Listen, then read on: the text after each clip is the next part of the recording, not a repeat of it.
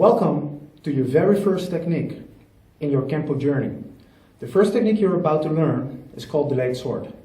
Now let me make a quick moment to explain you a little bit about how we like to categorize the Kenpo system. Basically, we have three categories of attacks. Those categories are dead attacks, semi-live attacks, and live attacks. Well, dead attack is exactly what it says what it is. It's a dead attack. It's when somebody grabs you.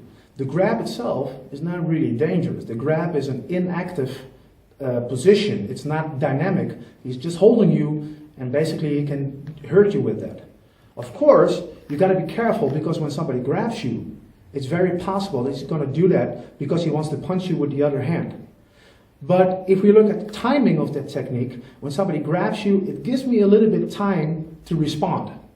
So that's what we call dead attack. So the technique you're about to learn, delayed sword, is based upon somebody grabbing you with the right hand. So this is dead attack, gives you a little bit more time to react. Now if we go to semi-live attacks, that's when the attack gets a little bit more lively. This guy is going to push you. When he pushes you, it's not really necessarily hurting you.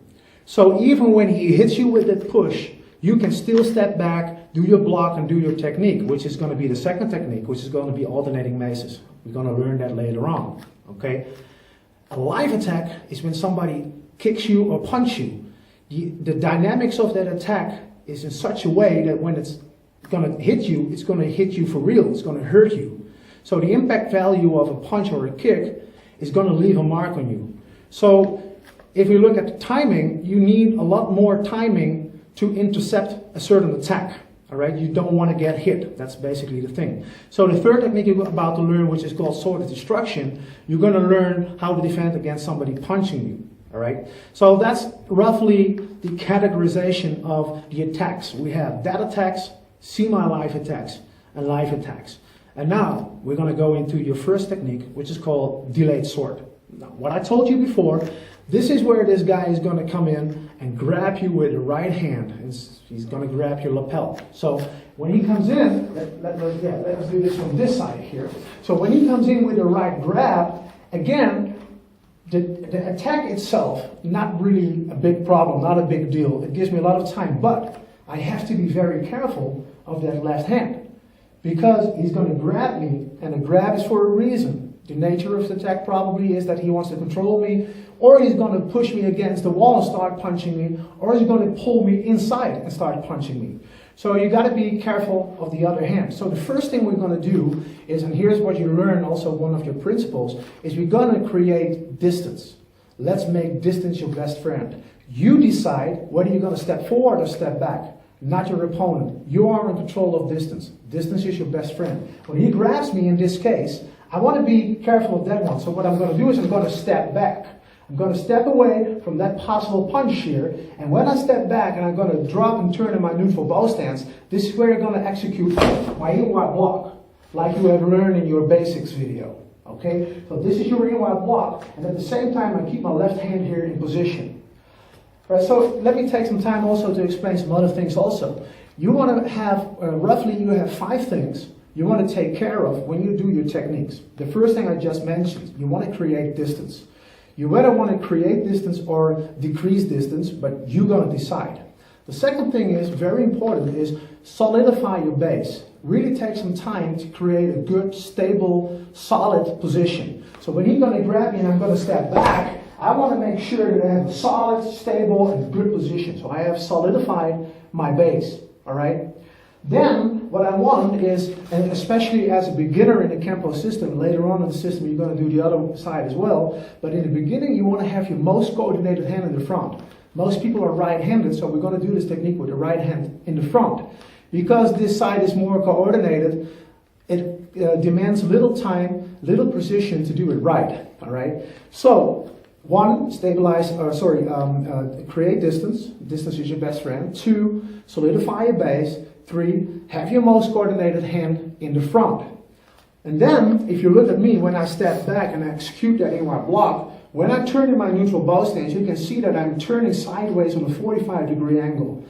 By turning my body in this 45-degree angle, that minimizes the targets for you in comparison to this. If I would step back like this and I would stay like this, shoulder width, that's a big target for you to hit. The moment when I start turning my body on a 45-degree angle, this is where I have literally minimized my targets. So when he grabs me, I'm going to step back and execute an inward block.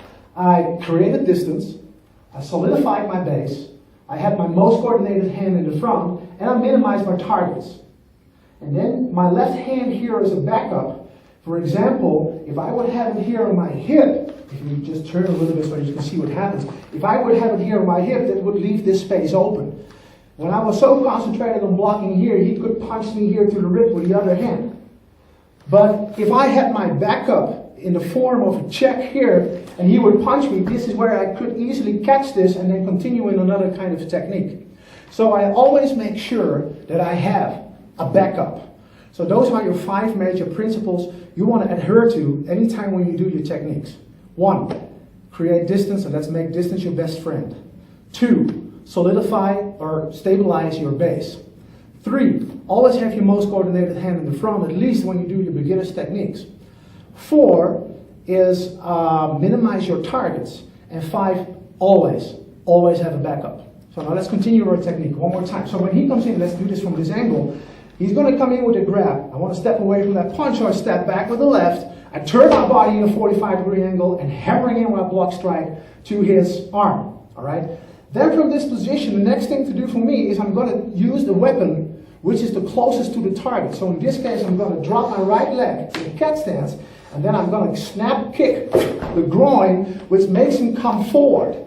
When he comes forward, I'm going to plant down. I'm going to use my heavy foot. So at the moment when I plant, I'm going to shoot an outward hand sword strike to the side of his neck. Using my heavy foot means that when my body mass is dropping down, I'm going to use that drop of body mass to impact my strike. That's what we call marriage of gravity. So let's do this one more time. He's going to come in with a grab, step back, solidify your base, block, keep your back up here. Cat stance, kick to the groin. When you plant, you're going to execute your outward hand sword, and then you cross out.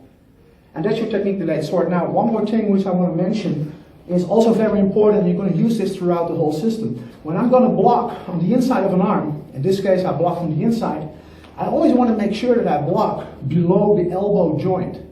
All right? Because if I would block above the elbow, that would give his arm still some room to swing. Might be intentional, might be unintentional. But I'm afraid of unintentional moves because by the time I did this and he hit me here, we're going to drop down both. He's going to drop down and I'm going to drop down. But I want to be the last man standing. So I'm going to make sure that when I block under the elbow joint. That's, when I say that, I mean on the inside of an arm. If I would block on the outside of an arm, then I would always block above the elbow joint. Because he cannot overextend his arm this way. But if I would block below the elbow joint, that would give him room to shoot an elbow in. So remember this, write it down in your notebook. Whenever blocking on the inside of an arm, do so below the elbow, not above the elbow. When blocking on the outside of an arm, do so above the elbow and not below the elbow. Keep that in your mind and keep practicing this thing, all right? So this is your technique, delayed sword. Practice it carefully. Pay attention to the details. See you in the next video.